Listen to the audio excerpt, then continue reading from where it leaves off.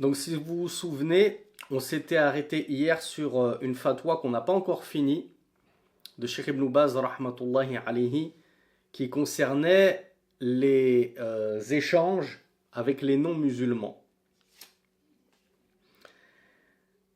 Donc Cheikh Ibn Baz nous disait فَدَعْوَتُهُ يعني الكافر إلى الله وتبلغه الإسلام ونصيحته في ذلك من أهم المهمات ومن أفضل القربات. Donc pour résumer un petit peu le début de cette fatwa qu'on avait lu de Cheikh Ibn Baz rahmatullahi alayhi, il nous dit que inviter les mécréants à l'islam, c'est-à-dire leur faire da'wa, leur transmettre le message de l'islam correctement et non pas comme le font les insensés ou les fachos, les conseiller en cela de revenir à la vérité, d'accepter, de faire preuve, de cesser de faire preuve d'orgueil face à la vérité, eh bien ceci fait partie des plus importants devoirs, nous dit le Cheikh Ibn Baz, et plus que cela, c'est aussi min ahammil qurubat wa afdalul qurubat.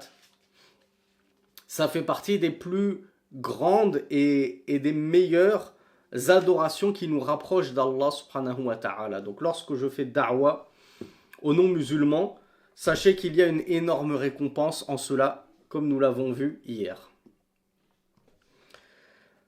Deuxième partie, le cheikh nous dit ولا يجوز أن يظلمه في نفس ولا في مال ولا في عرض إذا كان ذميا أو مستأمنا أو معاهدا فإنه يؤدي إليه الحق فلا يظلمه في ماله ولا لا بالسرقة ولا بالخيانة ولا بالغش ولا يظلمه في بدنه لا بضرب ولا بغيره لأن كونه معاهدا أو ذميا في البلد أو مستأمنا يعصمه. Donc Cheikh Ibn Baz rahmatullahi alayhi nous dit il n'est pas permis de causer de l'injustice à cet infidèle, malgré le fait qu'il soit un infidèle, tant dans sa personne, que dans ses biens, que dans son honneur. Vous imaginez un petit peu, même dans son honneur, il ne t'est pas permis de t'attaquer injustement à son honneur. Est-ce que c'est tout infidèle qui est concerné par cela? Alors Kenza nous dit oui.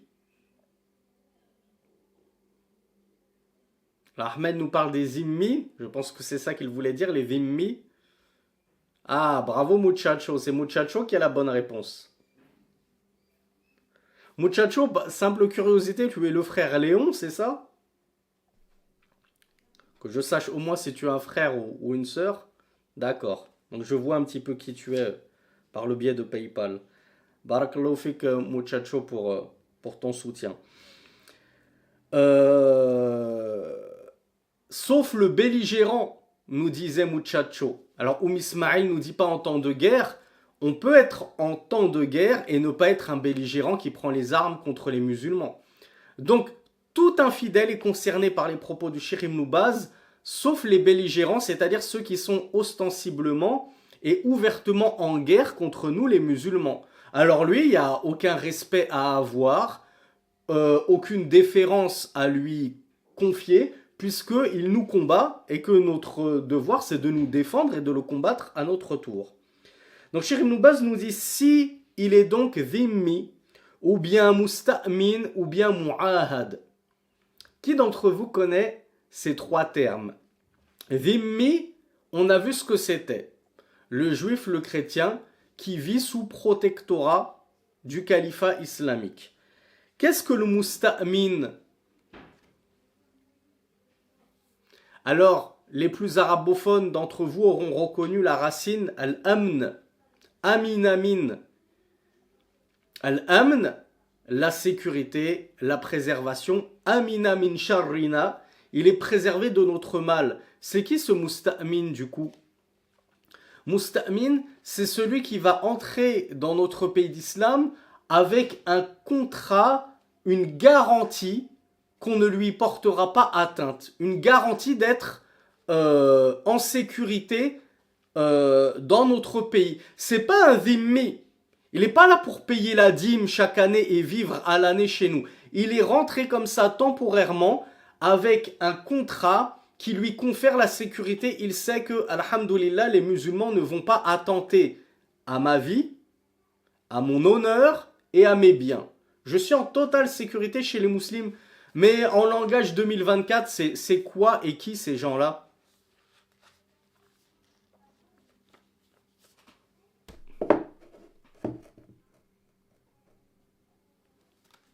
Alors je vais vous mettre sur la piste.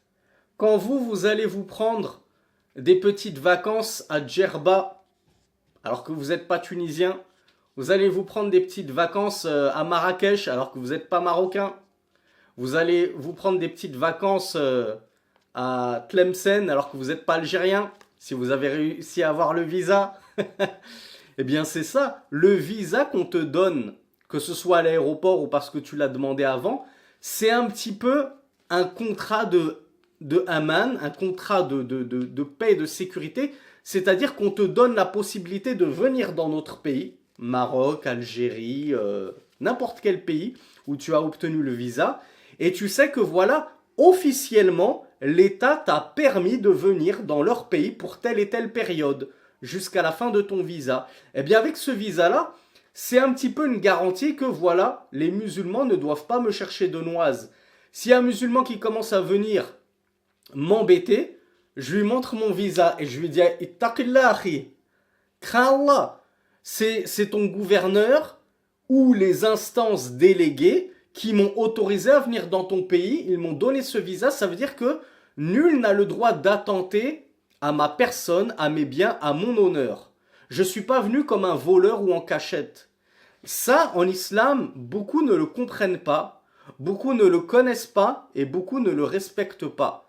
Quelqu'un qui est musta'min, qui a cherché à rentrer en paix dans ton pays et que notre État, notre royaume lui a accordé ce séjour-là en toute quiétude, nous, on n'a pas le droit de lui causer du tort en disant ouais mais lui c'est un touriste, c'est un sale kafir, etc. Je vais pouvoir le frapper, le voler, le calomnier, me moquer de lui. Non, il a un contrat, il a passé un contrat ma'nawi, un petit peu. C'est un contrat qu'il n'a pas forcément signé sur une feuille de papier, mais avec ce visa, il a une garantie de sécurité. Et normalement, nous, en tant que musulmans, on n'a pas le droit d'attenter ni à ses biens, ni à son honneur, ni à sa propre personne. Le mu'ahad, lui, c'est quelqu'un qui a vraiment fait... C'est quelqu'un dont, par exemple, le gouverneur, le chef, le détenteur de l'autorité, a conclu une trêve avec notre gouverneur, notre chef, notre détenteur de l'autorité. Donc à partir du moment où nos deux pays sont tenus par une alliance, un traité de paix et de non-agression, alors tous les citoyens, les ressortissants de ces pays n'ont pas le droit de se porter atteinte les uns les autres. Même si nous on est musulmans et que eux ce sont des Chinois, adorateurs de singes et de Bouddha et de je ne sais quoi. Donc à partir du moment où il y a un pacte, que ce soit un ahd, que ce soit un pacte de sécurité comme al-isti'man, ou que ce soit un pacte de dhimma, eh bien ces gens-là sont à l'abri de notre mal, nous dit Cheikh Ibn Baz. On doit leur donner leurs droits.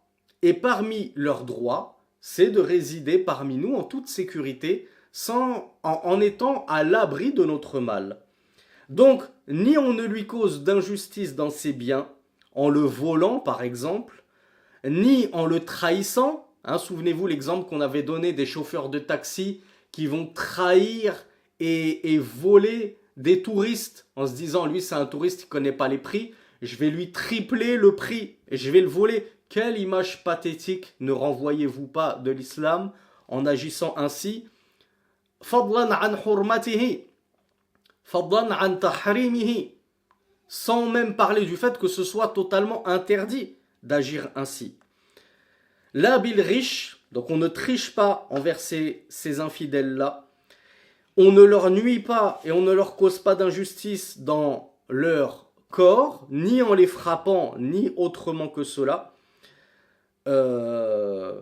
Et ceci car ils sont soit mu'ahad, soit dhimmi dans notre pays, soit musta'min, et du coup cela les préserve. Cela leur garantit une certaine sécurité, une certaine préservation.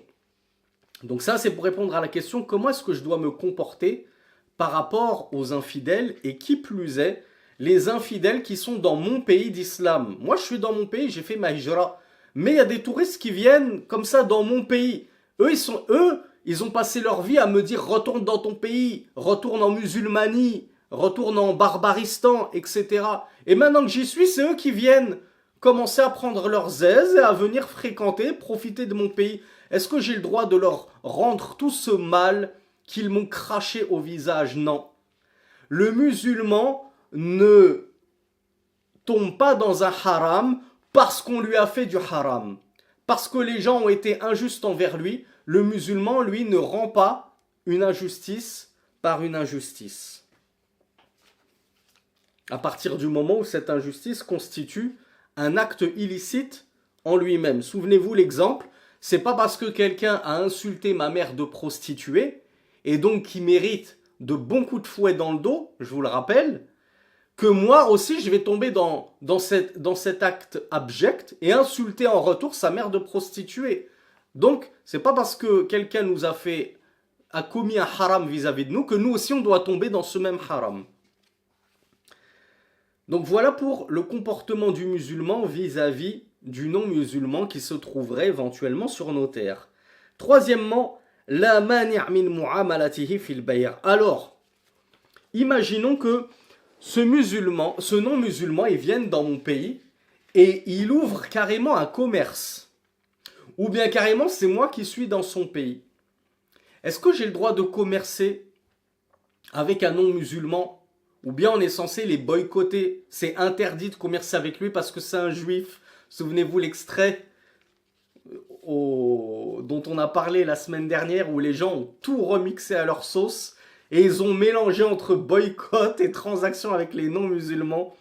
Oui, bien évidemment qu'on a le droit d'avoir négoce, commerce, transaction avec des non-musulmans. Donc le Cheikh Ibn Baz nous dit il n'y a aucun empêchement à avoir des transactions, comment on dit, à avoir des transactions, il n'y a pas un verbe, à nourrir, développer des transactions, des achats et des ventes, du négoce avec ces non-musulmans dont on a parlé, le dhimmi, le mu'ahad et le musta'min. Et ceci car il est authentiquement rapporté du prophète sallallahu alayhi wa sallam qu'il achetait chez les mécréants qui étaient des adorateurs d'idoles. C'est bien pire d'adorer des idoles que d'adorer un prophète ou d'adorer ses rabbins, comme le font les juifs et les chrétiens. Le prophète sallallahu alayhi wa sallam avait acheté chez des juifs, et ceci est une transaction, on est d'accord. Et d'ailleurs, le prophète sallallahu alayhi wa sallam est mort, tandis que son bouclier était toujours en gage chez un juif. Il avait donné son bouclier en gage pour emprunter à ce juif un certain montant pour acheter à ce juif de la nourriture. Et en gros, le prophète sallallahu alayhi wa sallam était censé ensuite donner son prix à ce juif et récupérer son gage, ce qu'il avait mis en gage, son bouclier, mais il est mort avant cela. Donc tout ça pour dire que jusqu'à la fin de sa vie, le prophète sallallahu alayhi wa sallam n'a jamais interdit d'avoir commerce avec les non-musulmans. Donc, pour remettre les pendules à l'heure à ceux qui confondent entre boycott et transaction avec les non-musulmans. Et vous le remarquerez, ceux qui hurlent le plus au boycott sont les derniers à réellement pratiquer un boycott efficace. C'est un boycott à deux vitesses. Ouais, McDo, Coca, de toute façon, j'aimais pas ça, moi, le fast-food. Donc, je vais commencer à brailler sur les réseaux sociaux. Ouais, honte à ceux qui mangent au McDo, ceux qui boivent encore Coca. Alors que, par contre, ma fitna, moi, c'est la high-tech. Et j'ai pas de problème à acheter des produits fabriqués en Inde ou fabriqués en Chine où on martyrise nos frères en islam, en Inde et en Chine, je vous rappelle. Euh, Pareil à ceux qui vendent des téléphones qui sont fabriqués avec du cobalt, etc., par lequel on exploite des enfants, bien souvent des enfants musulmans africains. Là, ça pose pas de souci. Dès que ça contrevient à ma passion, il n'y a plus de boycott. Le boycott, je le mets en pratique que quand c'est fastoche, que c'est facile, parce que déjà de base, j'étais pas trop intéressé par telle marque et telle marque. Et ceci sans même parler du boycott carrément du pays. C'est-à-dire que je vais boycotter tout le pays, tout ce pays qui soutient ceux qui nuisent à mes frères en islam, comme la France par exemple. Je vais boycotter la France en me déracinant, en lui coupant les vivres. Pour ceux qui auraient vu ma publication d'il y a quelques heures ou quelques minutes sur les réseaux sociaux, vous saurez à quoi je fais référence. Mais non, moi, je hurle sur les réseaux sociaux qu'il faut boycotter les chips Lay's, mais tous les jours, je finance la France. J'engraisse les caisses de l'État, et avec mon argent, ensuite, la France va donner des armes à Israël, va envoyer des dons humanitaires à Tsahal, etc., etc. Donc, malheureusement, c'est souvent un boycott fin et à deux vitesses. Le véritable boycott, c'est déjà de faire ta hijra. Ça, c'est déjà le plus grand de tous les boycotts. Il vaut mieux boire du coca et manger au McDo en ayant fait ta hijra en terre d'islam, plutôt que de manger au Mac Halal. Hein, c'est même pas une blague, hein, parce que là où j'habitais, il y avait un snack tenu par des frères qu'ils avaient appelé le Mac Halal. Boire du Selecto, mais en terre de koufr islamophobe qui combat jour après jour les musulmans, tant par leurs lois que par les prises de décision nationales ou internationales. Je vois que Rida connaît très bien le Mac Halal, un grand amateur de chicken. Donc ça, c'était par rapport aux transactions avec les non-musulmans. Il n'y a aucun problème à commercer avec les non-musulmans, que ce soit pour acheter ou que ce soit pour vendre. Quatrièmement, fils salam. Là, vous savez, le premièrement, deuxièmement, troisièmement, quatrièmement, au cas où certains d'entre vous auraient raté le cours d'hier, c'était parce que quelqu'un avait posé une grosse question à Cheikh Ibn Baz concernant les relations avec les non-musulmans. Et donc, il voulait savoir un petit peu comment se comporter avec les non-musulmans en termes de transactions, en termes de salam, etc., etc. Donc là, le Cheikh Ibn Baz, il répondait point par point. Donc le quatrième point, il s'agissait du salam. Est-ce qu'on a le droit de saluer les non-musulmans, mes frères et sœurs?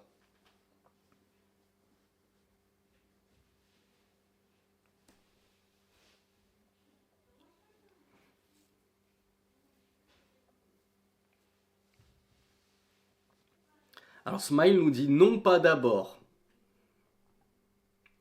Alors Laïf nous dit on doit leur passer le salam après que nous l'ait passé.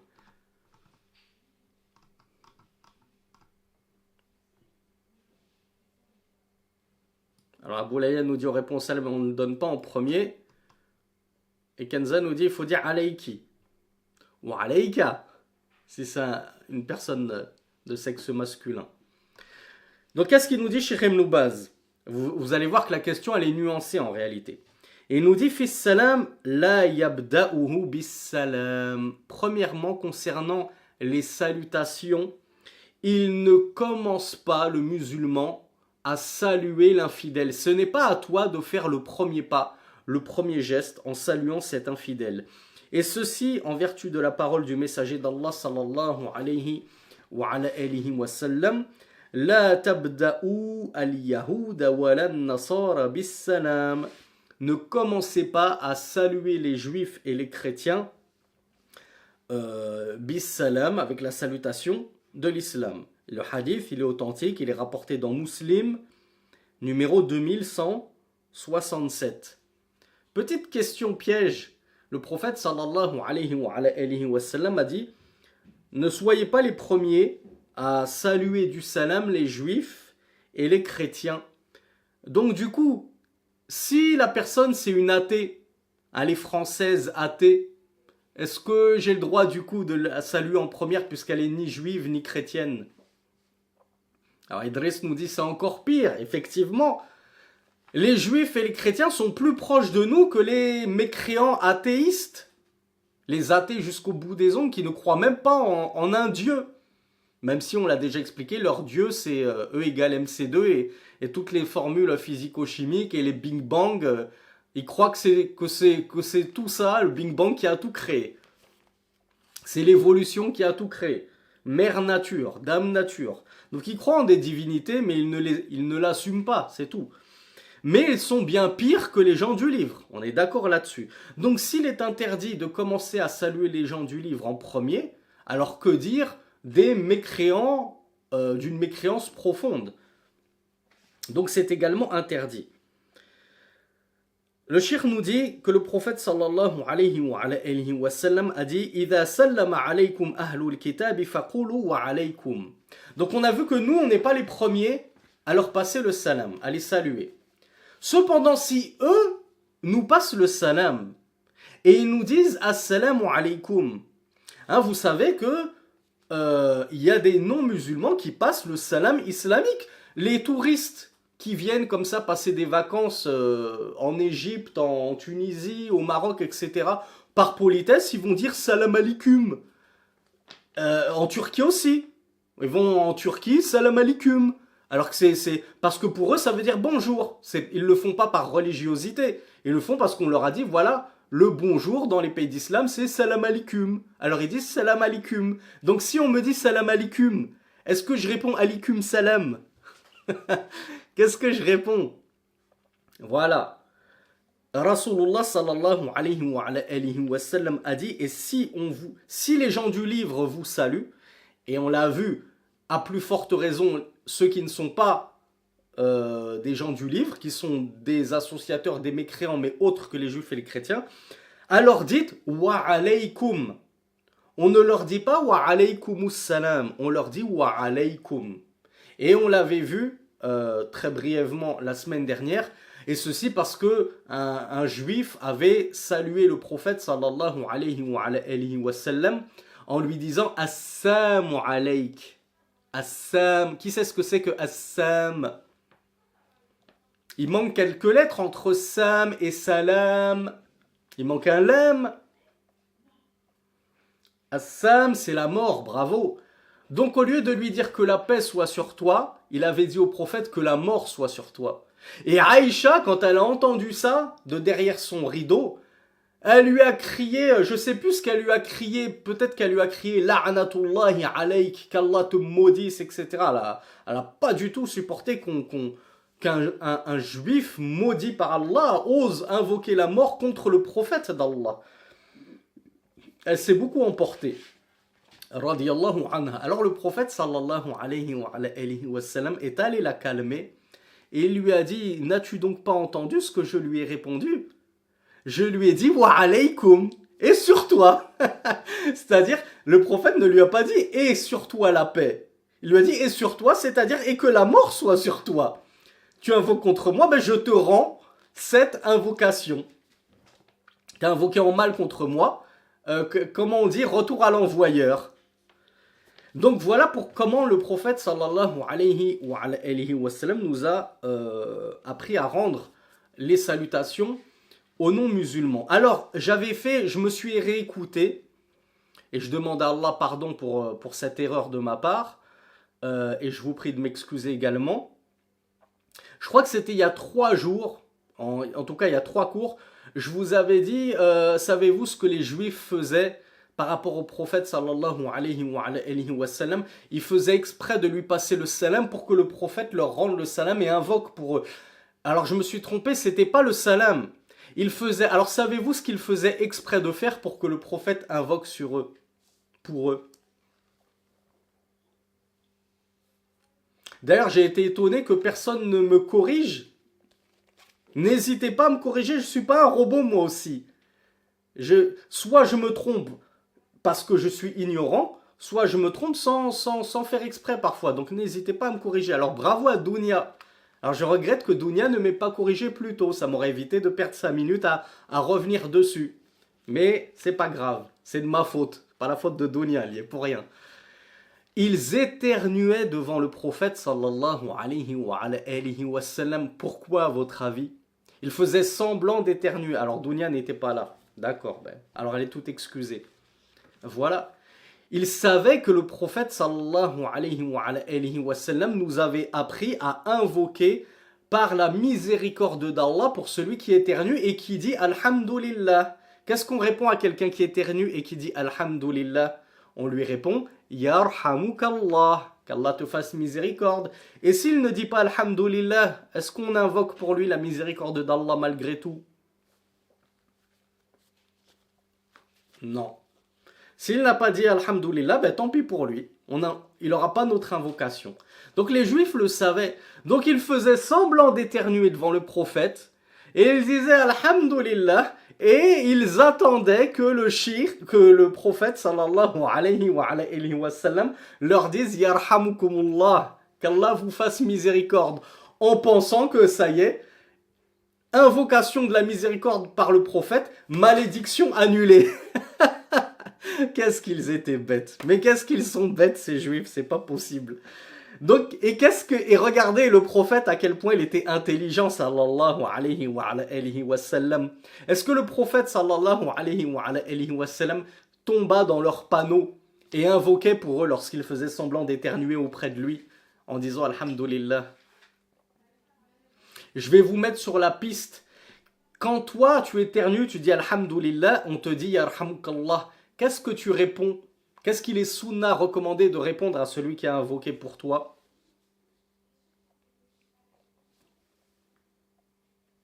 Bravo Altaïr. Bravo Maïmran. Bravo, vous êtes nombreux à le savoir. On répond Yahdikumullah. Qu'Allah vous guide. Qu'Allah te guide. Toi qui as invoqué pour moi la miséricorde, qu'Allah te guide. Malheureusement, de nos jours, qu'Allah te guide, c'est devenu une insulte. C'est pas vrai, mes frères et sœurs? S'il y a quelqu'un qui te dit Allah yahdik, oh là là, ton sang ne fait qu'un tour là. Tu deviens tout rouge, alors que subhanallah, il n'y a pas plus belle dua que Allah yahdik, Allah te guide. Donc, le prophète sallallahu alayhi wa sallam ne leur répondait pas yarhamukumullah, mais il leur disait yahdikumullah. Regardez, comme il était intelligent, comme il était plein de sagesse. Il leur faisait malgré tout une doua, une belle doua. Il leur a pas répondu sèchement. Il leur disait qu'Allah vous guide. C'est tout ce qu'on espère. Qu'Allah vous guide aux juifs, qu'Allah vous guide aux chrétiens, qu'Allah vous guide aux athées. On a de cesse de le dire. Nous les musulmans, on n'est pas des gargamels. On n'est pas des diables assoiffés de sang qui ne souhaitons que la mort de tout infidèle, etc. Non. On souhaite réellement la guider de l'humanité tout entière. Mais comme on l'a dit, on sera toujours sur notre juste milieu. On ne va pas faire de concessions dans notre religion pour vous plaire. Mais malgré tout, on n'a qu'une envie et qu'une hâte, c'est que vous nous rejoigniez dans l'islam afin que l'on soit tous frères et sœurs. Enfin. Et non pas comme le disent les Ikhwani, on est tous frères en l'humanité, c'est bon, on est déjà frères et sœurs, pas besoin que vous vous convertissiez, vous êtes déjà nos frères. Non, convertissez-vous et vous serez nos frères bien-aimés. Que nous chérirons plus que nos propres membres de nos familles qui ne sont pas musulmans. Donc je ferme la parenthèse par rapport à ma petite confusion.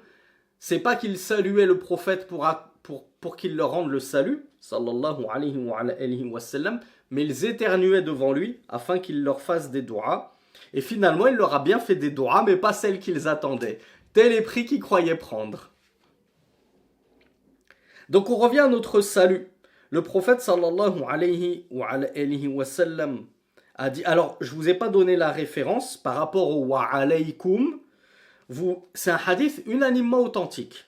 Donc il se trouve dans Bukhari numéro 6258 et Muslim numéro 2163. Donc voilà ce qu'on doit répondre à un infidèle, quel qu'il soit, qui nous dit « Assalamu alaykum ». Si il me dit « bonjour », est-ce que j'ai le droit de répondre au « bonjour » puisque ce n'est pas un salam?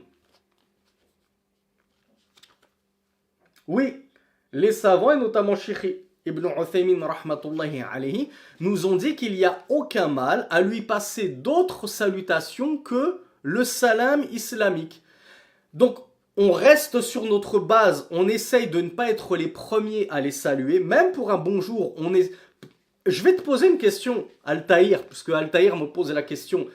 Pourquoi tu te sens gêné, comme si tu te sentais redevable, lorsque tu croises ton voisin infidèle, d'être le premier à lui dire bonjour? Ben Altaïr, pourquoi ce serait pas ton voisin infidèle qui serait le premier à te dire bonjour?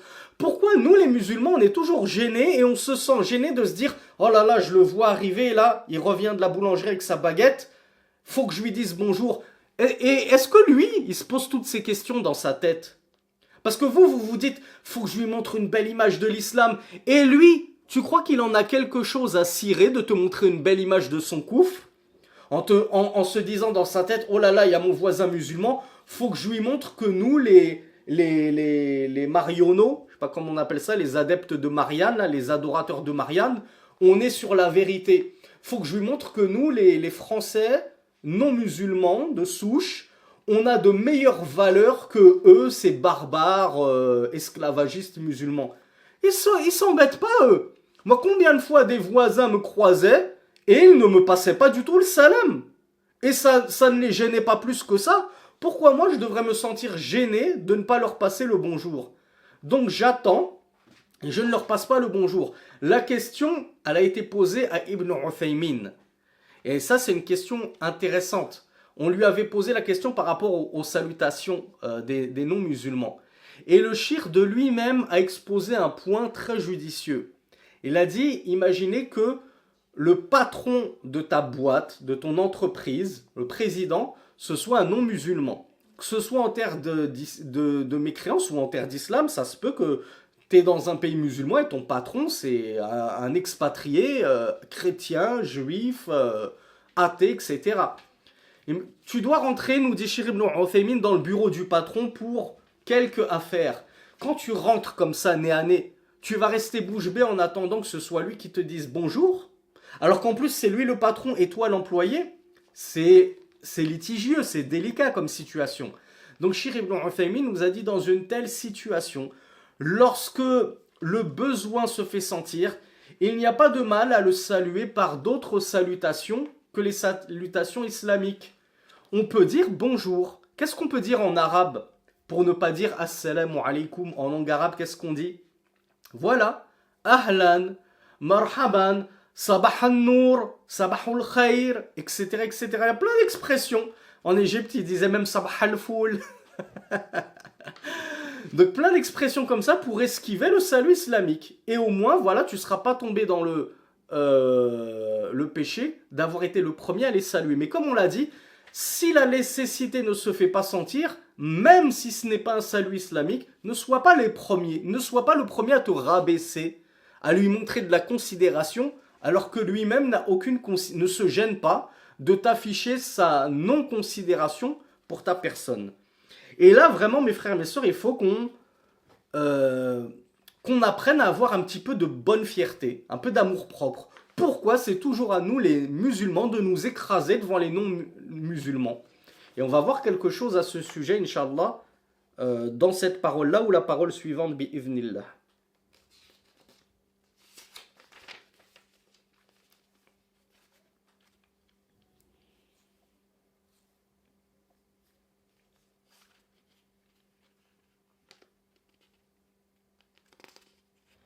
Donc Cheikh Ibn Baz nous dit ça fait partie des droits du non-musulman que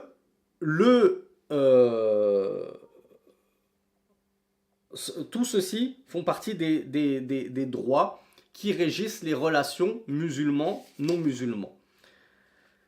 Autre que cela, husnul jiwar idha kana jaran tuhsinu ilayhi. Admettons qu'en plus, alors bravo à Melek, qui a vu tout à fait où je voulais en venir.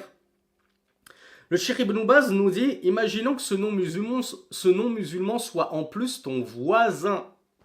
On a parlé du voisin la première semaine de séminaire, il me semble. Enfin, il nous dit, tuhsinu ilayhi. tu dois faire preuve de bienfaisance envers lui. Pourquoi? Pourquoi je dois faire preuve de bienfaisance envers ce mécréant?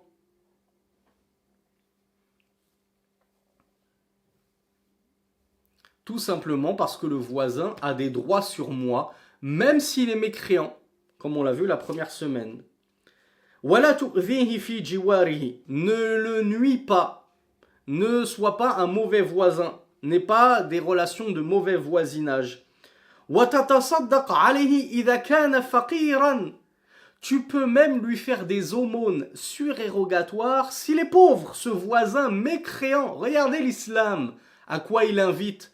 Regardez à quoi nous appellent nos savants. Les savants de la guidée, les vrais détenteurs de science, pas les Bardadi, je sais pas quoi, les Touaregs de Daesh qui invitent à l'égarement et qui racontent n'importe quoi sur l'islam.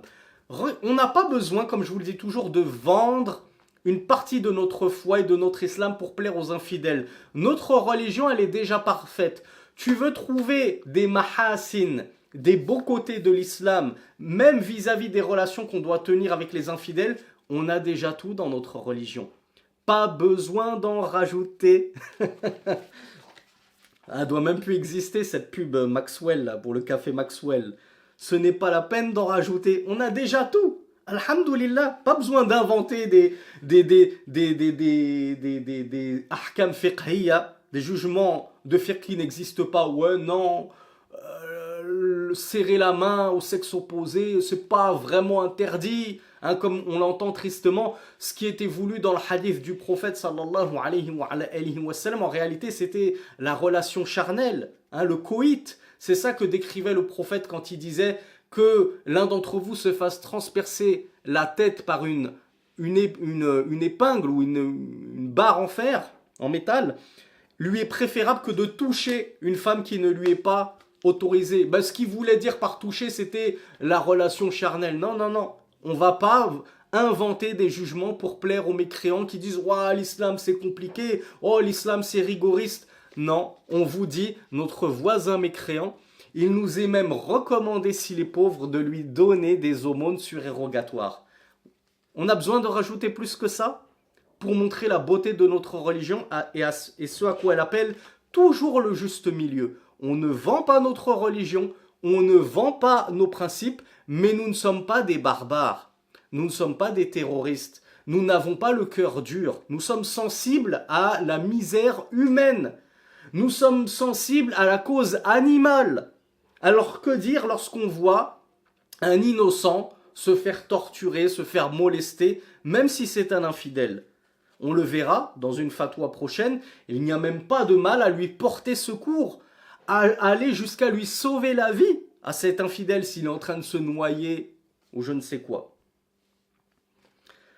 Cheikh Ibn Baz nous dit il n'y a pas de mal à lui faire des cadeaux à ce voisin mécréant, à le conseiller, lui prodiguer des conseils dans ce qui lui serait bénéfique. Et n'oubliez pas, le plus grand des conseils qui lui sera bénéfique, c'est de l'inviter à l'islam.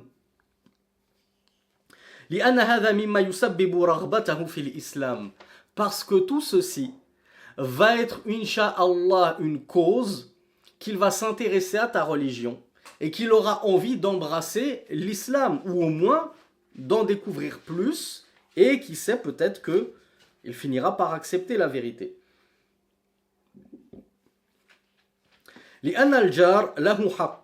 En effet, le voisin, il a un droit sur nous, à tel point que le prophète sallallahu alayhi wa sallam a dit Ma zala Jibril yusini bil jari hatta dhanantu annahu sayuwarrithuhu.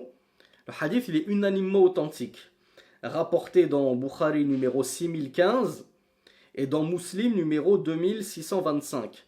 Le prophète sallallahu alayhi wa sallam a dit Jibril, l'ange Gabriel, n'a eu de cesse de me recommander le voisin, c'est-à-dire de me recommander la bonté envers le voisin, à tel point que j'ai fini par croire qu'il allait hériter, qu'il allait faire partie des héritiers. Parmi mes héritiers, j'ai mon père, ma mère, mes enfants, ma femme et mon voisin. On sait que le voisin n'hérite pas. s'il est juste voisin, fait pas partie de tes proches. Mais Jibril insistait tellement sur la bienfaisance et la bonté envers le voisin que le prophète sallallahu alayhi wa sallam a dit: j'ai fini par croire qu'il allait le faire hériter ce voisin, tellement il a des droits sur nous. Wa in kana al-jaru kafiran, quand bien même ce voisin serait mécréant. Fakana lahu haqqul jiwar, il aura au moins le droit du voisinage sur moi. Wa idha kana qariban wa huwa kafir, sara lahu haqqani, haqqul jiwar wa haqqul qaraba. Et si en plus de cela, ce voisin c'est un proche, souvenez-vous comme on avait dit, c'est mon papy qui est resté dans sa religion d'idolâtrie, etc. C'est mon oncle, etc. Eh bien il aura carrément 2 droits sur toi. Le droit du voisinage et le droit de la parenté. ومن المشروع للمسلم أن يتصدق على جاره الكافر وغيره من الكفار غير المحاربين من غير الزكاة لقول الله سبحانه وتعالى لا ينهاكم الله عن الذين لم يقاتلوكم في الدين ولم يخرجوكم من دياركم أن تبروهم وتقسطوا إليهم إن الله يحب المقسطين. Notez la référence de ce verset qui est exceptionnel, que nous aimons et que les Ikhwani aiment encore plus que nous. Mais eux, ils l'aiment dans le faux, alors que nous l'aimons dans le vrai. Nous comprenons ce verset à la lumière du Kitab wa Sunna et de la compréhension des pieux prédécesseurs, tandis que les Ikhwani le comprennent à la lumière de quoi? De leur passion et de leur vil penchant et de leur ignorance.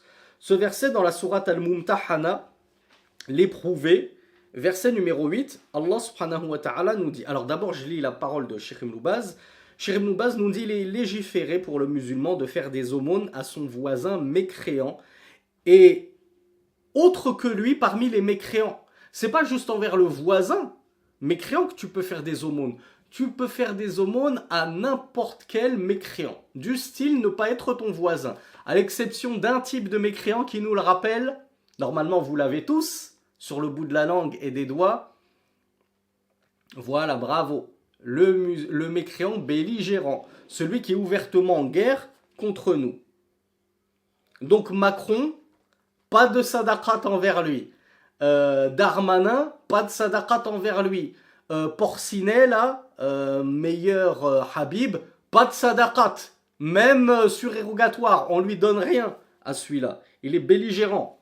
Il combat l'islam comme rarement on a vu. Il a une haine viscérale contre les musulmans. Donc, tous les autres mécréants, ceux qui ne nous cherchent pas de noises, ceux qui nous respectent, ceux qui sont gentils, il n'y a pas de mal à être gentil également en retour. Vis-à-vis de nous, nous ne sommes pas des barbares, je le rappelle incessamment. Cependant, on ne leur donne pas la zakat, nous dit Cheikh Ibn Baz. La zakat ici, c'est-à-dire la zakat prescrite. La zakat obligatoire, elles n'y ont pas le droit. On leur donne des aumônes surérogatoires. En vertu de la parole d'Allah subhanahu wa ta'ala, verset 8 de la sourate Al-Mumtahana, l'éprouvé, Allah ne vous défend pas d'être bienfaisant et équitable vis-à-vis de ceux qui ne vous ont pas combattu dans la religion, ni ne vous ont chassé de vos demeures. Certes, Allah aime les équitables, les justes. Comment je le comprends ce verset? Est-ce que je dois le comprendre comme le comprennent les Ikhwani, comme Vincent Souleyman, Eric Younous et toute la compagnie là, toute la compagnie de la mascarade, de la tribune de la mascarade? Regardez, Allah dit dans le Coran que il ne nous défend pas d'être bons et bienfaisants envers les mécréants qui ne nous combattent pas. Donc, en France, on ne nous combat pas, on est gouverné par la laïcité, chacun a le droit de pratiquer son culte comme il l'entend, c'est le respect des valeurs de tout un chacun, etc. Donc, on a le droit, Allah nous dit qu'on a le droit d'être bienfaisant envers eux, ça veut dire que ce sont nos frères en humanité et on peut les prendre pour amis. Aller au cinéma avec eux, les inviter à manger chez nous, participer à leurs fêtes, etc., etc. Est-ce que c'est ce qu'Allah a dit, Azza wa Jal? Regardez comme il déforme. Je vous parlais hier de ceux comment je les avais appelés? les pro-cristallines qui déforment les sources. Il lit un texte, il te dit ouais la source c'est un tel, et quand tu reviens à la source, c'est pas de la cristalline, c'est de la Volvic. Il a tout mélangé. Pareil avec les Ikhwani. Ils ont tellement peu étudié, et le peu qu'ils ont étudié, ils l'ont étudié avec les mauvaises personnes. Il te voit un verset, et il va te le comprendre complètement à l'envers. Regardez Allah, il invite à prendre les non-mécréants pour amis. Il n'y a pas de mal à s'allier avec les non-mécréants qui ne sont pas belligérants. Mais Allah n'a jamais parlé d'alliance. Allah n'a jamais parlé d'amitié. Allah n'a jamais parlé d'affection. D'où est-ce que tu sors tous ces mots? Amitié avec un mécréant, il n'y a pas de mal à aimer un non-musulman s'il est gentil avec moi. Où as-tu trouvé le mot aimer dans ce verset? Où est le mot mawadda? Où est le mot mahabba? Allah nous a parlé de quoi dans ce verset? Qui me vient en secours? De quoi il nous a parlé dans ce verset Allah subhanahu wa ta'ala? Il a utilisé 2 mots seulement, 2 termes. Bravo, bravo Manel. Bienfaisance et équité. Où as-tu vu Allah nous parler d'amour des mécréants, de les prendre en amitié? Et le Cheikh Ibn Baz n'avait pas répondu justement à la dernière partie de la question qui disait est-ce qu'on a le droit de les prendre pour amis? Mais rassurez-vous, on va le voir Inch'Allah dans les fatwas qui suivront. On va voir le jugement de justement est-ce qu'on a le droit ou non de les prendre pour amis les mécréants? Pour l'instant, on voit que on a le droit d'être bienfaisant et équitable envers eux. Question pour un champion, mes frères et sœurs. Être bienfaisant et équitable vis-à-vis des non-musulmans, est-ce que ça implique de les prendre en amitié? Quel rapport entre les deux? Parce que je suis bienfaisant envers toi, ça veut dire que je t'aime, que t'es mon pote, que t'es mon copain, que t'es mon camarade? Non. Je peux être bienfaisant envers quelqu'un qui, je vois une vieille dame, musulmane ou non, qui descend du bus, la pauvre, avec ses courses, elle se casse la figure, je vais lui porter secours, je lui viens en aide, je la relève, etc., etc. Ça veut dire que je l'ai prise pour ma copine, que je vais l'inviter à manger, on va se faire des restos ensemble, etc. Quel rapport entre la bienfaisance et l'amitié? Regardez comme les Ikhwan al-Muslimin, ces frères musulmans, sont un poison pour notre Ummah, et à quel point ils mélangent tout, et malheureusement sciemment et volontairement. Parce que si je me suis permis de citer des noms, c'est parce que je les ai déjà conseillés en public. Et je leur ai montré les preuves en public. Et ils ont eu vent de mes réfutations. Parce qu'ils se sont justement moqués de mes réfutations, ils les ont prises en raillerie et ils les ont contredites avec des mensonges. Ce Vincent Souleyman est allé jusqu'à mentir sur le prophète sallallahu alayhi wa sallam lorsque je l'avais mis au défi de me ramener un seul ami mécréant du prophète sallallahu alayhi wa sallam. Au lieu de se repentir, de faire une taouba nasuh, une taouba sincère et de dire c'est vrai, je me rends compte qu'en fait, ce que je raconte ne tient pas debout. Notre modèle, c'est le prophète sallallahu alayhi wa sallam. Il était le plus bienfaisant envers les infidèles, mais jamais il ne les a pris en amitié. Je reviens sur mes propos. Non, il s'est enfoncé dans son orgueil, dans son hérésie, jusqu'à préparer sa place dans le feu en mentant sur le prophète et en rapportant le nom d'une personne qui n'a jamais été amie avec le prophète sallallahu alayhi wa sallam. J'avais même posé la question à Cheikh Darash al-Ajmi. Est-il vrai que cette personne-là, cet infidèle, était l'ami du prophète sallallahu alayhi wa sallam? Il a dit jamais de la vie. Mais un ami, c'est quelqu'un qu'on fréquente. C'est quelqu'un chez qui on mange, qui mange chez nous. Il y a une vraie relation d'amitié. Celui-là n'a jamais été ami du prophète sallallahu alayhi wa sallam. Voilà pourquoi vous devez absolument fuir. Alors je ne sais plus quel était son nom à ce pseudo-ami qu'avait inventé Vincent Souleyman au prophète sallallahu alayhi wa sallam. Mais regardez le poison soutenu par Eric Younous, Alain Ali, Mehdi d'Islam Mag, qui est-ce qu'il y avait j'ai oublié d'autres là, Amazar là, le vainqueur, je sais pas comment il s'appelle. Il avait été soutenu par toute sa petite clique. Subhanallah, regardez les Ikhwan al-Muslimoun, à quel point ils se secourent dans le faux. Est-ce que ça ne vous fait pas penser au hadith de la Jahiliya? Unsur akhaka zaliman aw mazluman. Secours ton frère, qu'il soit victime d'injustice ou qu'il soit lui-même la personne injuste qui provoque cette injustice. Dans la Jahiliya, tant que tu es de ma tribu et de mon clan, je vais te porter secours, même si c'est toi qui es dans l'erreur. Les frères musulmans, c'est exactement ça. On va se soutenir, et on va se porter secours, et on va se défendre, et on va se recommander, même si on est dans le faux. Même si notre frère prédicateur, il a menti sur le prophète en détruisant et en piétinant le concept d'alliance et de désaveu jusqu'à inventer un ami mécréant prophète, on va le soutenir contre ce wahhabiste, salafiste qu'est Sami Philippe Chaouch. Voilà pourquoi vous devez absolument prendre vos gardes et vos distances avec ces gens qui ne font que distiller, je ne sais plus si on dit distiller ou distiller, du poison dans leur da'wa. Et vous, comme vous n'avez pas forcément beaucoup de science pour savoir démêler le vrai du faux et prendre garde à leurs ambiguïtés, bien souvent, par curiosité, je l'écoute et boum, je tombe dans une ambiguïté qui ne me quittera plus jusqu'à la mort et avec laquelle je rencontrerai Allah subhanahu wa ta'ala. Donc le Cheikh Ibn Baz nous rappelle qu'il n'y a aucun mal à être bienfaisant, juste et équitable envers les non-musulmans.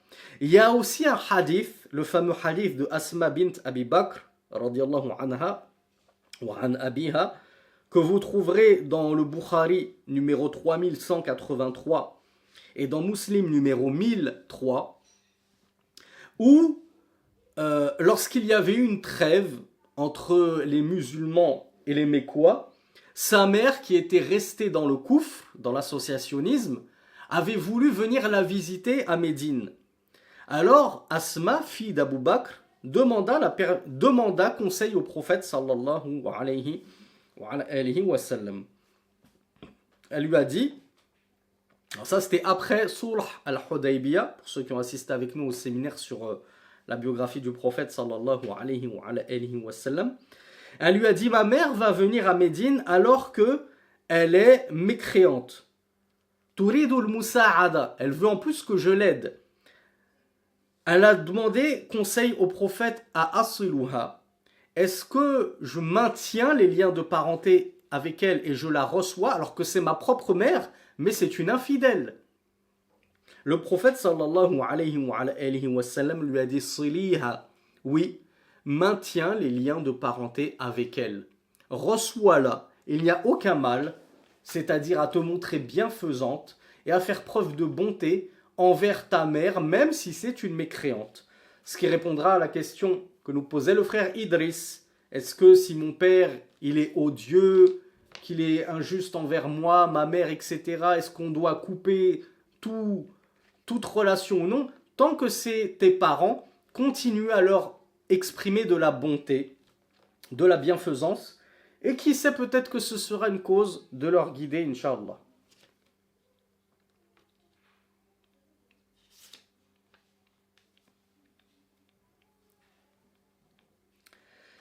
Enfin, la dernière question, si vous vous souvenez, avant celle que le Cheikh n'a pas pu traiter, qui concernait l'amitié, si vous vous souvenez, le questionneur lui avait demandé par rapport aux fêtes. Encore une fois, un sujet sur lequel les frères musulmans vont tout remixer à leur sauce, comme l'avait fait Boussena, pour vous faire croire qu'il n'y a aucun mal à assister au repas de Noël avec tes parents s'ils sont restés dans le christianisme, afin de ménager leur petit cœur sensible. Bah oui, ça va leur briser le cœur si tu ne manges pas à Noël, que tu ne manges pas ta petite dindon marron avec eux. C'est vrai, c'est pas comme si t'avais que ce jour dans l'année pour visiter tes parents. Si tu les visites pas à Noël, ça va les détruire.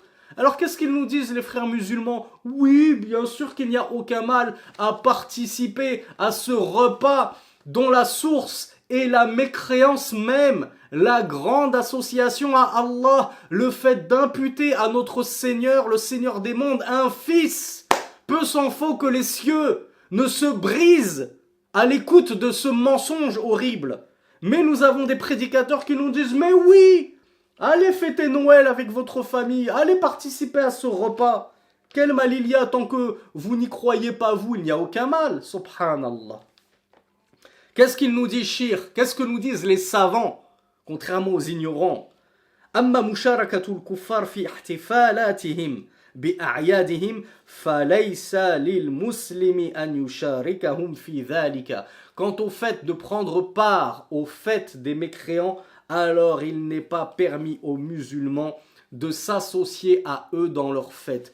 Donc nous, en tant que musulmans, nous n'avons pas de fête de Noël.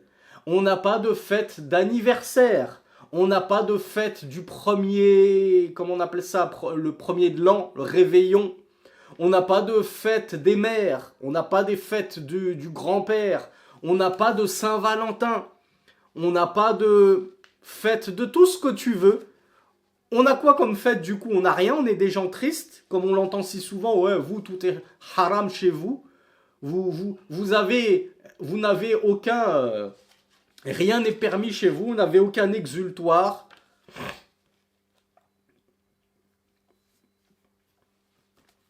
Alors vous me parlez tous de deux fêtes.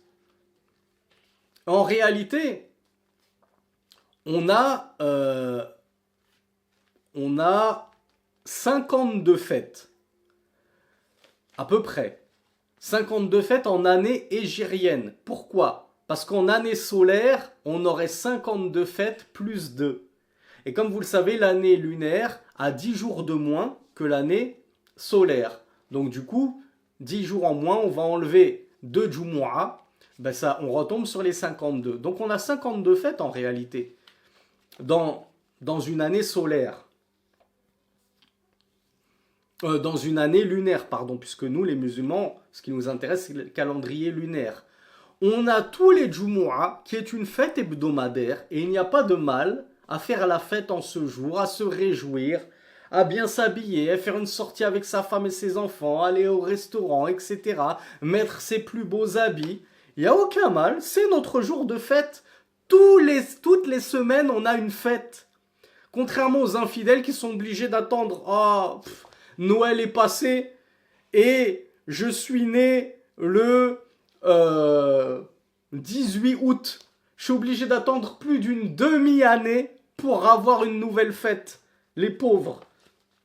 Et on a deux grandes fêtes annuelles, Eid al-Fitr et Eid al-Adha, qui va arriver dans une dizaine de jours, Inch'Allah. Donc, nous ne sommes pas les derniers à faire la fête.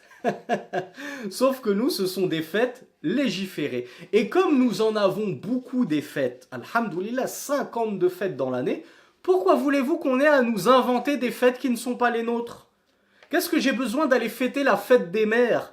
Ma mère, c'est tous les vendredis sa fête en islam. Tous les vendredis, il m'est légiféré d'aller visiter ma mère, de lui faire des cadeaux, de prendre un petit café avec elle, de passer du temps avec elle. Tous les vendredis, chaque semaine, c'est la fête de ma mère. Moi, c'est pas une meskina qui est obligée d'attendre un jour dans l'année pour que je me souvienne. Oh mince, j'ai oublié que c'est la fête des mères, je lui ai pas fait de cadeau. Mais t'attends la fête des mères pour faire un cadeau à ta mère? C'est quel genre de fils ça? C'est quel genre d'enfant qui a besoin d'un rappel sur son calendrier une fois dans l'année pour gâter sa mère? Pareil, oh, c'est la Saint-Valentin, j'ai pas fait de cadeau à ma femme. Ben, ta pauvre femme, hein, je sais pas ce qu'elle fait encore avec toi. Elle doit attendre un jour dans l'année pour que tu lui offres une rose. Donc, alhamdoulilah, des fêtes, on en a plus qu'il n'en faut. Ne vous en faites pas pour nous. Nous, les musulmans, nous sommes très heureux dans notre religion. Alhamdoulilah. Donc, il est tout à fait illicite et interdit pour un musulman de s'associer aux mécréants dans leurs fêtes. Et comme on le rappelle tout le temps, Akhi Urti, est-ce que les mécréants en général, je ne vais pas parler de toi, la sœur du 56, qui a un voisin qui lui a souhaité un Aïd Mabrouk. on va pas prendre ton cas, Urti Barakallahu Fik, pour une généralité. Est-ce que les mécréants, de manière générale, ils s'associent à nos fêtes? Oui, d'accord, le maire de ta ville, il est venu dans la mosquée, il a fait son petit speech.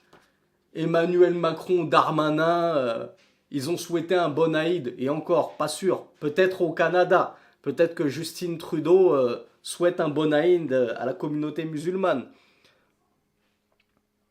Mais est-ce que les non-musulmans en général, ils s'associent à nos fêtes? Est-ce qu'ils viennent nous souhaiter un bon vendredi, nous faire des cadeaux pour l'Aïd al-Fitr, l'Aïd al-Adha, etc. Non. Donc pourquoi nous, est-ce qu'on devrait nous rabaisser à venir gratter l'amitié, à fêter leur fête avec eux?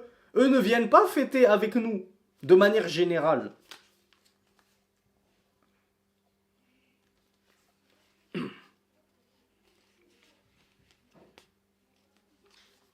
Alors, la deuxième parole qu'on va voir du Cheikh Ibn Baz, elle approfondit un petit peu le sujet du salam, et elle développe le hadith qu'on vient de voir. Le hadith où le prophète sallallahu alayhi wa sallam avait dit La tabda'u al-yahuda wa lan-nasara bis-salam. Ne commencez pas à saluer les juifs et les chrétiens. Qu'est-ce qu'il a dit juste après? Wa idha laqitumuhum fi tariqin fa'attirruhum ila adyaqihi.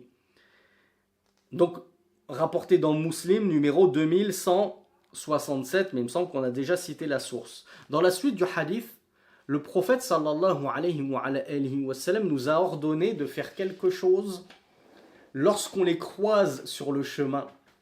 À part Manel qui avait la bonne réponse, qui sait ce qu'il nous est enjoint de faire? Ah, bravo Altaïr, bravo Kenza. Alors non, Smile, c'est tout le contraire. Smile qui nous dit sourire, il faut pas prendre son pseudo pour une réalité. Hein.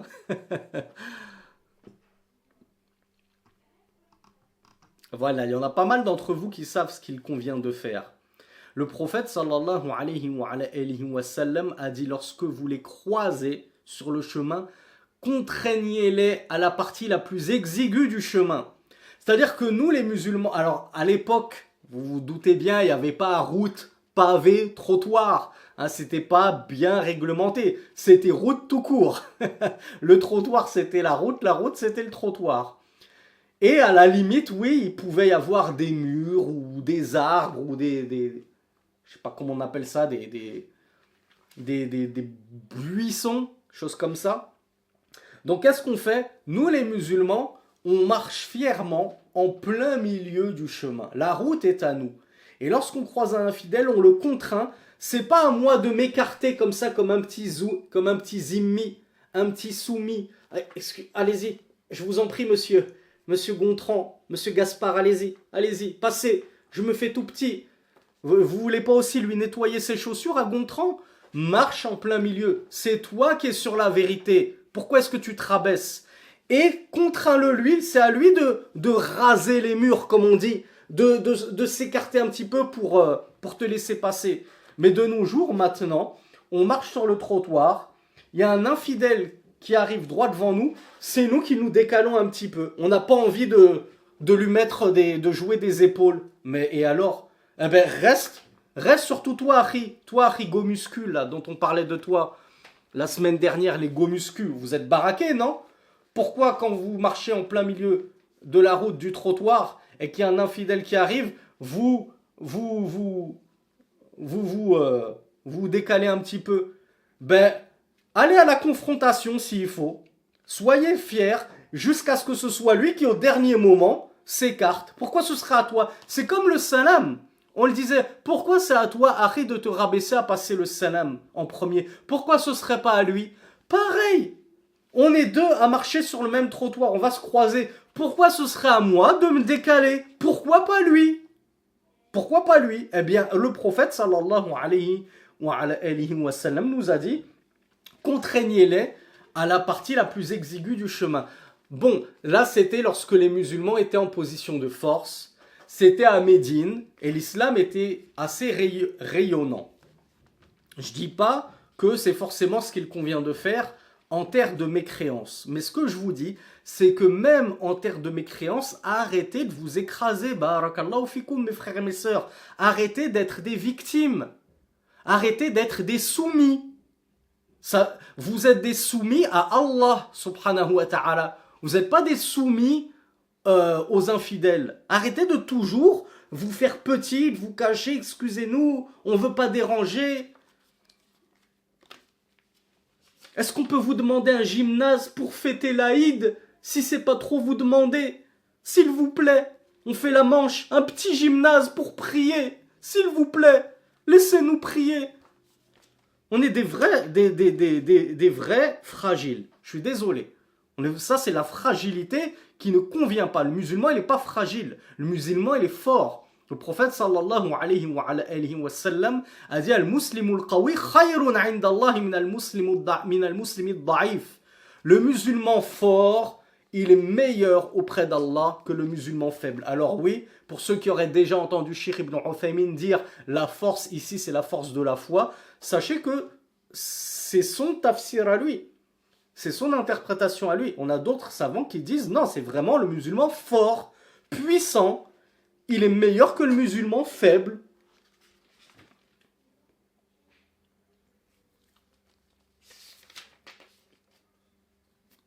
Alors, petite faïda, on est en train de parler des bons comportements. Cheikh Ibn Baz ne l'a pas évoqué dans cette question-là et dans cet ouvrage-là. On rappelle que c'est pas lui qui l'a écrit, cet ouvrage-là.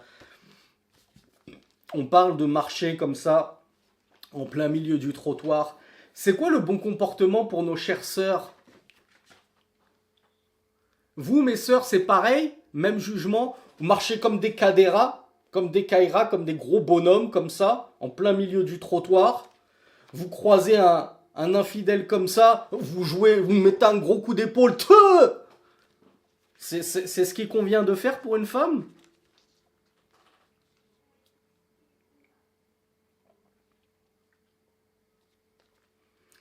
Oh là, Ismaïl, on a une grande pieuse parmi nous, qu'Allah l'élève en degrés, qui nous enjoint carrément à changer de trottoir. Alors, Ismaïl, on va pas en demander autant. Mais Allahumma barik, c'est tout à votre honneur. Chère sœur, si carrément vous allez changer de trottoir, c'est pas forcément évident, hein, surtout lorsqu'il y a de la circulation entre les deux trottoirs.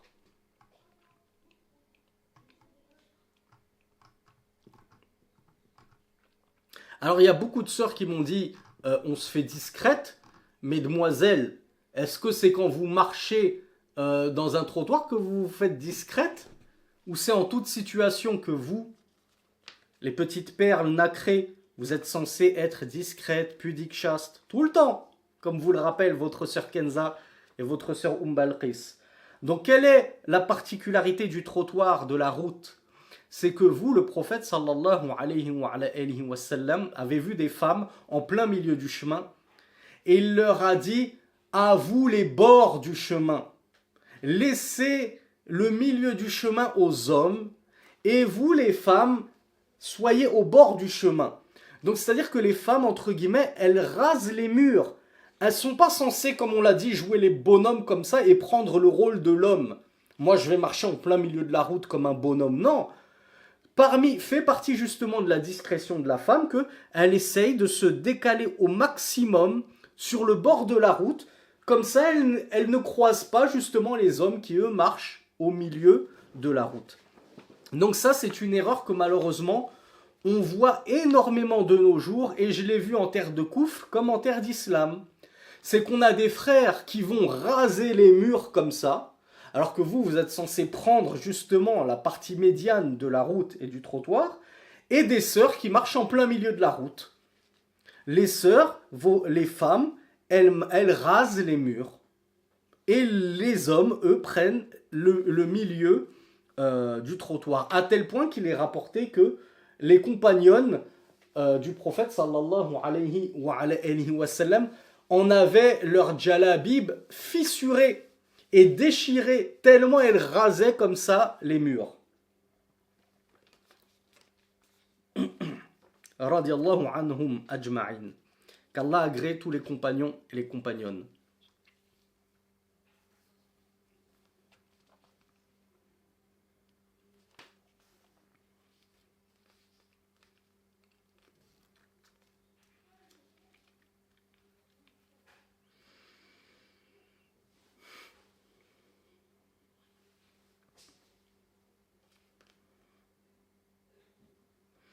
Cheikh Ibn Baz nous dit, donc ne débutez pas les salutations de manière mutlaqan, générale, avec un infidèle. Ne soyez pas les premiers à les saluer. وَمَتَى بَدَأَ هُوَ بِالسَّلَامِ وَجَبَ الرَّدُّ عَلَيْهِ بِقَوْلِنَا وَعَلَيْكُمْ. Mais si c'est lui qui te passe le salam islamique, parce qu'il est en terre d'islam, c'est un touriste, c'est un copte en Égypte, etc., il t'est obligatoire de lui répondre wa alaykoum. Donc tu dois lui répondre, tu dois lui rendre le salam, mais pas en entier. Tu lui dis juste uniquement wa alaykoum. Imtithalan li amri ar-rasoul sallallahu alayhi wa alihi wa sallam, pour obtempérer à l'ordre du prophète sallallahu alayhi wa alihi wa sallam. Wala mani' min an yuqalu lahu ba'da dhalika kayfa haluk كيف أولادك كما أجاز ذلك بعض أهل العلم ومنهم شيخ الإسلام ابن تيمية رحمة الله عليه ولا سيما إذا اقتضت المصلحة الإسلامية ذلك كترغيبه في الإسلام وإيناسه بذلك ليقبل الدعوة ويصغي لها لقول الله سبحانه وتعالى ادعوا إلى سبيل ربك بالحكمة والموعظة الحسنة وجادلهم بالتي هي أحسن. Cheikh Ibn Baz rahmatullahi alayhi nous dit, cependant, il n'y a pas de mal, après lui avoir rendu son salam, à t'enquérir de sa santé, de sa famille, en lui disant comment ça va, comment vont tes enfants. Cela fait partie de la bienfaisance et de la bonté dont nous avons vu qu'elle n'était nullement incompatible avec l'islam, et elle est même encouragée en islam, d'être bon et bienfaisant envers les infidèles non belligérants. Cheikh al-Islam ibn Taymiyyah avait justement tenu cet avis. Il a dit, s'il y a une maslaha, s'il y a un intérêt en cela, parce que tu te dis, voilà, il se peut que ça le pousse à en savoir plus sur l'islam, lorsqu'il va voir que je repose sur des comportements éminents, une belle moralité, eh bien si ça peut être le déclic qui va le pousser à s'intéresser à ma religion, alors oui, il n'y a pas de mal à t'arrêter 30 secondes, 1 minute pour discuter un petit peu avec lui, prendre de ses nouvelles, ça lui fera plaisir, ça lui réchauffera le cœur. Ça se trouve, lui, c'est une personne que ses propres enfants ont abandonné. Imagine-toi ce qu'il se dirait en se disant, subhanallah, mes enfants m'ont abandonné, ils me jettent dans un hospice, et c'est un musulman qui s'enquiert de mes nouvelles, qui m'apporte à manger, qui me donne un petit peu d'argent, qui m'aide à porter mes courses, etc. Combien d'associateurs polythéistes mécois ne sont-ils pas rentrés en islam simplement par le bon comportement du prophète sallallahu alayhi wa sallam. Allah Azza wa Jal nous dit dans la sourate Les Abeilles, verset 125, « Invite au chemin de ton Seigneur avec sagesse et bonne exhortation, et ne discute avec eux que de la meilleure des manières, c'est-à-dire envers ceux qui ne sont pas musulmans, bien entendu.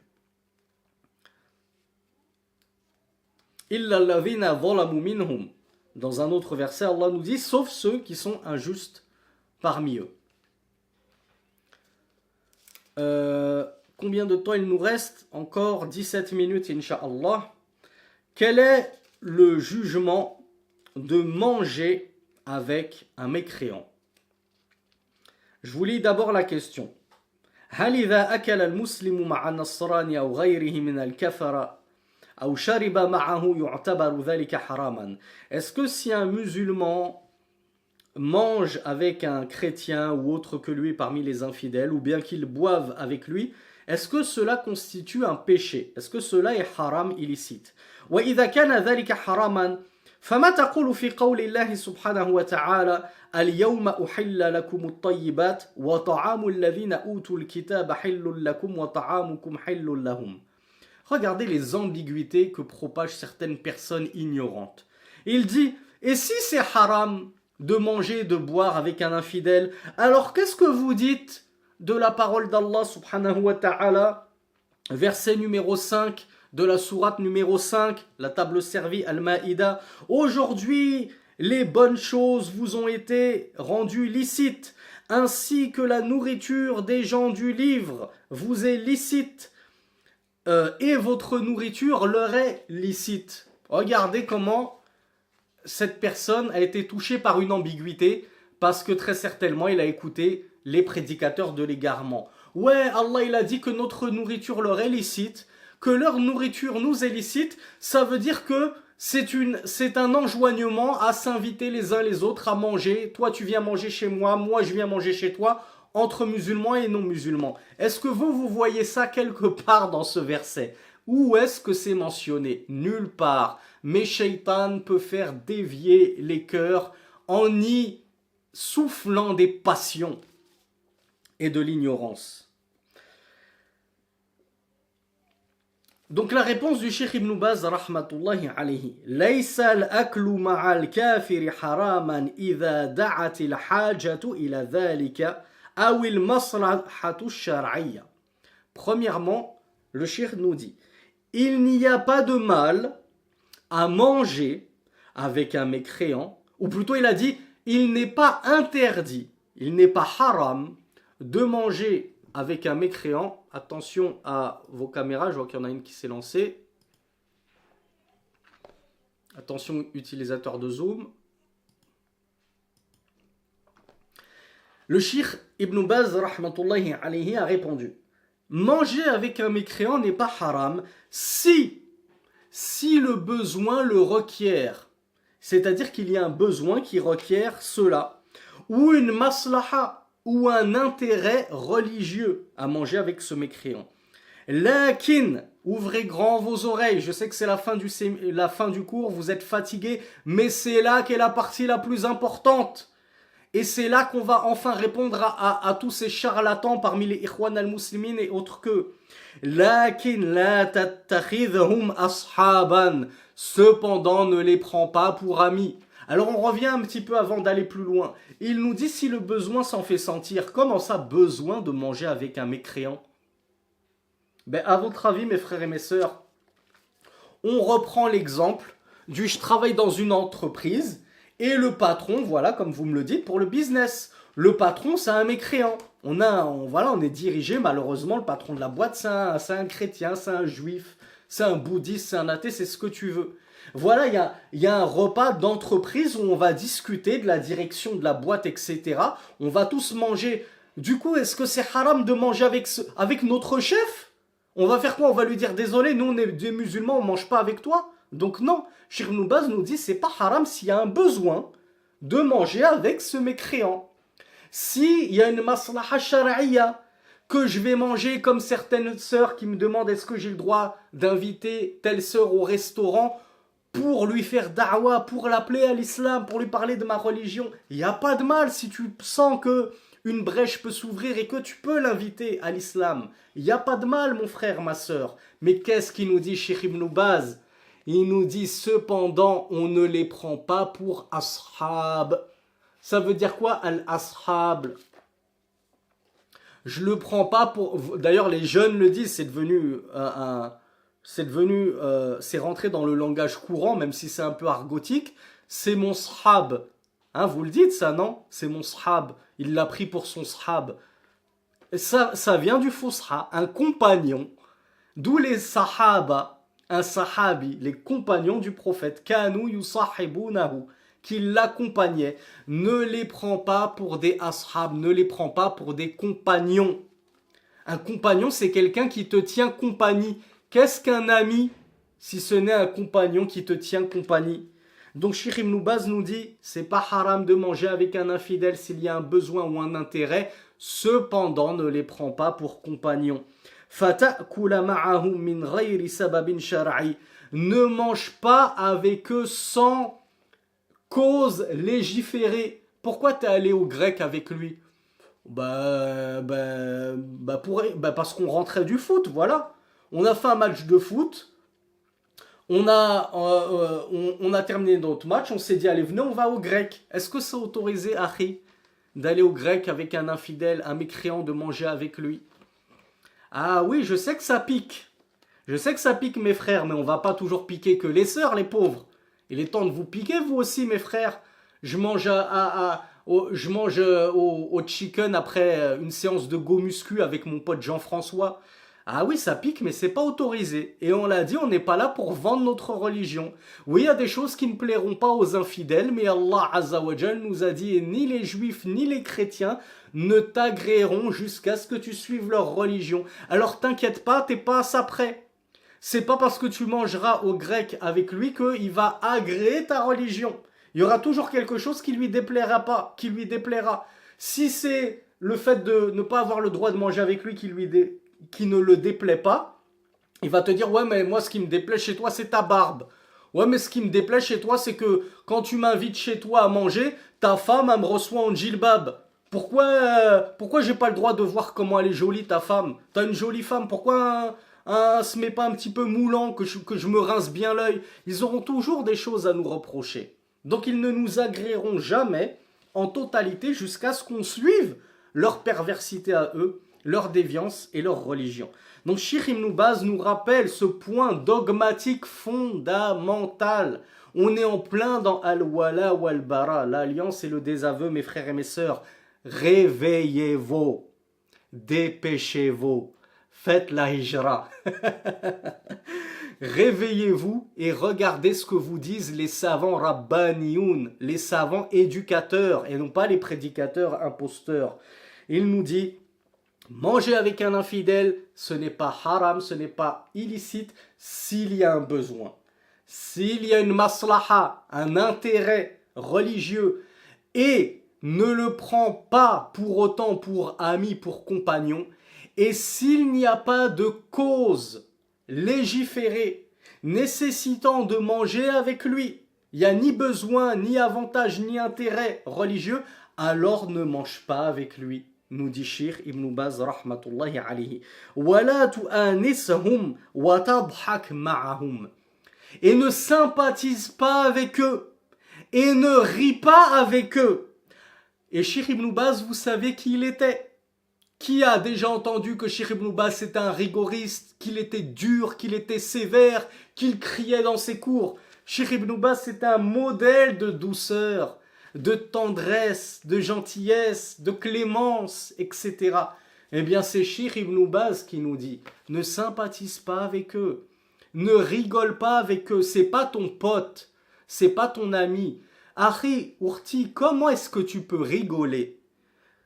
Nous, avoir de la sympathie, pour ne même pas parler d'affection et d'amour, envers une personne qui dans son cœur mécroit en ton Seigneur et en son Créateur, Allah qui lui a tout donné, la vue, l'ouïe, la parole, il lui a donné 2 poumons qui fonctionnent bien, 2 reins qui fonctionnent bien, un foie en parfaite santé, et au lieu de remercier son Créateur, il te dit ouais, tu sais, moi je crois pas en Dieu, hein. Non, on est né avec le Big Bang, on descend d'un tétard, de grenouille, et on redeviendra poussière et il n'y a pas de vie après la mort.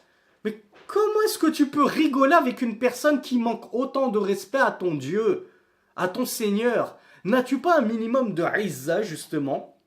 N'as-tu pas un minimum de bonne fierté?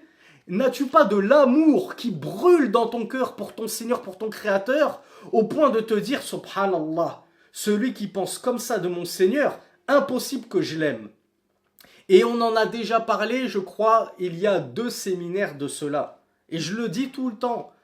Akhi Urti, quelqu'un qui va traiter ta mère de prostituée, qui va traiter ton père de fornicateur, de proxénète, etc. Tu vas concevoir de l'amour pour lui, tu vas avoir de la sympathie pour cette personne-là. Une seule fois, il t'a dit ta mère là, c'est terminé avec lui, je veux plus jamais entendre parler de cette personne qui a insulté ma mère devant tout le monde. Alors que dire de rigoler avec lui, d'aller manger au resto avec lui, d'en faire mon copain? Ça ne te viendrait jamais à l'esprit, on est d'accord. J'espère qu'on est tous d'accord là-dessus. Vous aimez tous vos mamans et vos papas, au point que le premier qui touche un cheveu de ta mère, à défaut de lui casser la figure parce que c'est pas ce qui est recommandé de faire, au moins je le boycotte. Je veux plus entendre parler, je veux plus me mélanger avec des personnes comme ça, qui insultent les mères des autres. Mais là, il ne s'agit pas de ta mère, mon frère. Il s'agit de ton Créateur. Il s'agit du Seigneur des mondes. Il s'agit de celui à qui tu dois tout et en premier la vie, à qui tu dois tous tes biens. Comment tu peux continuer à nouer des relations de sympathie, d'affection avec une personne qui mécroit en ton Seigneur, qui prétend qu'il n'existe pas, qui prétend qu'il n'a rien créé, qui prétend qu'il n'a pas envoyé des prophètes, etc., qu'il n'a pas descendu des livres. Akhi Ourti, désolé, mais on est où là? On est dans quel cirque pour raisonner comme ça? Pour se faire avoir par cette darwa de pacotille des frères musulmans? Oui, il n'y a pas de mal à prendre les koufals pour amis, mais regarde ce que cela implique. Est-ce que tu y as déjà songé, Akhi? Est-ce que tu as déjà réfléchi à cela, Ourti? Qu'est-ce que ça sous-entend? Que je prenne Thérèse pour copine? Thérèse qui va au catéchisme tous les dimanches, et tranquille tous les dimanches dans le plus grand des calmes, elle se signe, elle invoque Jésus, elle dit que Gabriel c'est Dieu, elle dit que c'est le 3 des troisièmes avec Allah et Jésus, etc. Elle invoque la Vierge Marie, elle invoque pseudo-Saint Paul qui a réformé, qui a détruit toute la religion de Jésus. Comment tu peux, toi ensuite, en toute tranquillité, l'inviter à boire un petit café chez toi après le catéchisme? Alors, ça s'est bien passé, ton catéchisme, c'était bien, vous avez parlé de quoi? Ah ben nous, notre imam, il a parlé de ça vendredi, et ça papote, et ça rigole. Mais on est en plein dans la contradiction totale avec ce qu'Allah Azzawajal attend de nous de désaveu des associateurs. Ce n'est pas juste qu'on se désavoue du koufr, de la mécréance et de l'association, mais on se désavoue également de Ahlul Kufr ou Ahlul Shirk. On se désavoue également des associateurs, des porteurs de cette mécréance. D'où l'obligation fondamentale de la hijra.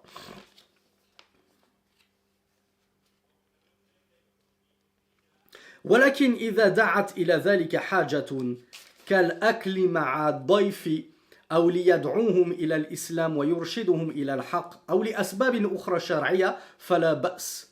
Cheikh Ibn Baz nous dit cependant, si le besoin s'en fait sentir, comme par exemple cette personne c'est ton invité, alors en islam on sait qu'on doit honorer son invité. Tu reçois un invité, oui alors là c'est mon invité, je vais manger avec lui. Je ne vais pas lui dire, ah désolé, t'es mon invité, mais tant que t'as pas fait ta shahada, je mange pas avec toi. Tu manges dans le grenier, comme un refoulé. Donc non, s'il y a un besoin, comme par exemple parce que c'est ton invité, ou bien que tu veux inviter cette personne à l'islam, donc tu vas l'inviter au restaurant, tu fais une petite sortie dans les bois avec elle, et t'en profites pour lui faire da'wa, pour lui parler, la guider à la vérité, ou toute autre cause légiférée, Cheikh Ibn Baz nous dit, alors il n'y a pas de mal à ce moment-là. وإباحة طعام أهل الكتاب لنا لا تقتضي اتخاذهم أصحابا وجلساء. Quant au fait que leur nourriture aux gens du livre nous est permise, cela n'implique nullement, comme l'avait compris le questionneur, que on les prenne pour amis et on les prenne pour julasa. Qu'est-ce que ça veut dire julasa, mes frères et mes sœurs? Quelle racine vous reconnaissez dans julasa? Jim, lam, sin, jalasa. Il s'est assis, l'assise. Le shir nous dit, cela, le fait que leur nourriture nous soit halal, n'implique nullement que nous prenions ces associateurs, ces mécréants, pour des gens auprès de qui on s'assoit dans le plus grand des calmes. Bah ouais, c'est mon pote. Je suis allé passer l'après-midi chez mon pote. On a joué à la PlayStation, on a joué à ceci, on a parlé, on a fait nos devoirs ensemble, on avait un exposé, etc. Ne t'assois pas en leur compagnie, nous dit Cheikh Ibn Baz rahmatullahi alayhi. ولا تقتضي مشاركتهم في الأكل والشرب من دون حاجة. Et le fait que leur nourriture nous est licite n'implique nullement qu'on ait le droit de manger et de boire en leur compagnie sans besoin. ولا مصلحة شرعية. Et sans qu'un intérêt religieux ne se trouve derrière cela. Du coup, je vous pose une question pour clôturer ce cours d'aujourd'hui. Mes frères et mes sœurs, c'est pas un peu communautariste ce discours? On n'est pas en train de sombrer en plein dans le communautarisme là? En toute honnêteté, là on est entre nous, là ça y est. On peut se lâcher. C'est pas un peu communautariste quand même, ces paroles de Cheikh Ibn Baz? Ah, il y a Manal qui nous dit, j'osais pas le dire, mais un peu. Allez, lâchez-vous! C'est communautariste ou pas? Je vous promets, je vais vous dénoncer à personne. Je veux juste savoir ce que votre cœur vous murmure. Allez, j'attends une 50aine de réponses. Ah, bon. Communautariste, c'est-à-dire, ça fait un peu effet de on reste entre nous, dans notre communauté, on ne veut pas se mélanger aux autres. Eh bien, ceux qui m'ont dit oui, c'est communautariste, sachez que vous êtes sur la fitra. Sachez que vous êtes sur la saine nature, que vous êtes sur la vérité. Pourquoi? Parce que l'islam est effectivement une religion communautariste. Nous invitons l'humanité entière à embrasser l'islam. Mais la communauté de l'islam avant tout.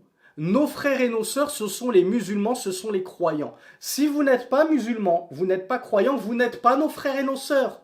Vous ne faites pas partie de notre communauté. Lakum dinukum waliyadin. À vous votre religion, à moi la mienne. Nous ne nous associerons jamais. Ibrahim, ainsi que les croyants avec lui, avaient dit à son père et aux associateurs, nous nous désavouons de vous. Kafarna bikum, nous mécroyons en vous, et entre vous et nous résidera l'inimitié et l'animosité à tout jamais, jusqu'à ce que vous croyiez en Allah seul. Oui, notre religion, notre foi, c'est une religion, une foi communautariste. Et c'est une qualité, ce n'est pas un défaut, c'est le précepte même d'alliance et de désaveu. On s'allie uniquement entre nous, musulmans. Nos alliés ne sont que les gens qui croient en notre Seigneur. Tu veux pas croire en mon Seigneur? Et toi, coraniste, tu veux pas croire en mon prophète et le suivre? Tu n'es pas des nôtres. Tu ne fais pas partie de nous. Imaginez-vous que le prophète sallallahu alayhi wa sallam, comme on l'a vu la semaine dernière, a dit Man rashana falaysa minna. Celui qui triche vis-à-vis de nous, qui nous trompe, ne fait pas partie de nous. Alors que dire de celui qui croit tromper Allah, qui croit tricher avec Allah en disant votre Dieu n'existe pas, vous croyez en quelque chose d'invisible que vous n'avez jamais vu. Comment peut-on faire rentrer dans notre communauté une telle personne? Non, au contraire, on s'en désavoue. Donc oui, c'est pas pour rien que les mécréants ont repéré ce fondement communautariste de notre religion et qu'ils commencent à tout faire pour l'interdire. En France notamment, je ne sais pas comment c'est en Belgique. Maintenant, toute manifestation communautariste est interdite. Mes chères sœurs, est-ce que vous faites encore l'IEF à la maison? Il me semble que cette année c'était terminé. Et si c'est pas terminé cette année, alors c'est à la rentrée de septembre. Vous allez faire comment, mesdemoiselles? Vous qui avez des enfants pubères, qui sont donc des hommes et des femmes responsables. IEF, instruction à domicile. L'instruction et l'enseignement à domicile. Les sœurs qui, voilà, pour ne pas mettre leurs enfants pubères à l'école publique où les filles doivent enlever le voile et où on ne peut pas prier le Dhuhr et le Asr, et les garçons doivent rater tous les Jumu'ah à cause de l'école, ben les sœurs essayaient de bricoler en retirant les enfants de l'école et en leur faisant l'instruction à domicile, en leur enseignant elles-mêmes. Mais mesdemoiselles, vous allez faire comment maintenant? Mesdames, parce que je m'adresse aux plus âgés d'entre vous, comment vous faites maintenant que le communautarisme a été tellement banni qu'ils ont fait exprès d'interdire l'IEF juste pour bloquer les musulmans? Et vous allez voir que les kuffars et les juifs qui, pour d'autres raisons que religieuses, vont déscolariser leurs enfants, comme les hippies, ceux qui veulent vivre dans la nature, on va faire l'instruction nous-mêmes à nos enfants, on est anti-système, etc. On ne va pas les inquiéter, ces gens-là. Ils ne vont vous inquiéter que vous, les musulmans. Parce que vous êtes communautaristes et ils l'ont repéré. Et ils vont tout faire pour fermer vos écoles religieuses, fermer vos instituts religieux, fermer vos mosquées, etc., etc. Donc bien sûr que l'islam est une religion communautariste on ne s'allie pas avec les infidèles, et c'est la raison pour laquelle nous sommes tenus de nous désavouer d'eux jusque géographiquement en faisant notre hijra pour rester entre nous. Et je vous assure, mes frères et mes sœurs, que le jour où vous aurez fait votre hijra, vous remercierez d'abord Allah subhanahu wa ta'ala en tout premier lieu, et vous direz, mais bon sang, mais qu'est-ce qu'on a attendu? Pourquoi on n'a pas fait la hijra plus tôt? On est tellement bien dans notre pays, au milieu de nos frères et sœurs. Quand je croise quelqu'un dans la rue, j'ai pas à me demander est-ce que c'est un kafir, est-ce que c'est pas un kafir, je lui passe le salam. Je me balade en djilbab, mais personne ne me calcule. Il n'y a pas un regard de travers, au contraire. C'est des regards de frères qui sont là. Si seulement je pouvais demander sa main. Je vais repérer où elle habite pour aller sonner, la demander en mariage. Vous allez être des reines, mes sœurs. Vous allez être mis sur des piédestals et non pas poignardés dans le dos par des fachos un peu trop lâches. Vous allez rentrer dans un restaurant, un snack, je veux ça, ça, ça. J'ai même pas besoin de demander si c'est halal. Tu vas même manger dans un restaurant indien, t'as même pas à te poser la question est-ce que la viande elle est halal ou pas. T'es dans un pays d'islam, tout est halal, alhamdoulilah. C'est la belle vie. T'es dehors, tu dois pas te dire oh là là, je vais rater ma prière, comment je vais faire? T'as des mosquées tous les 100 mètres. Avec des salles pour ablution, t'inquiète pas, tu peux même faire tes ablutions à la mosquée. C'est la belle vie. Dépêchez-vous, réveillez-vous. Je termine dessus. Barakallahu fikum. Wassalamu alaikum wa rahmatullahi wa barakatuh. Wa sallallahu ala nabina Muhammad. Wa akhiru da'wana anilhamdulillahi rabbil alamin. Et je vous donne rendez-vous à demain, insha'Allah ta'ala.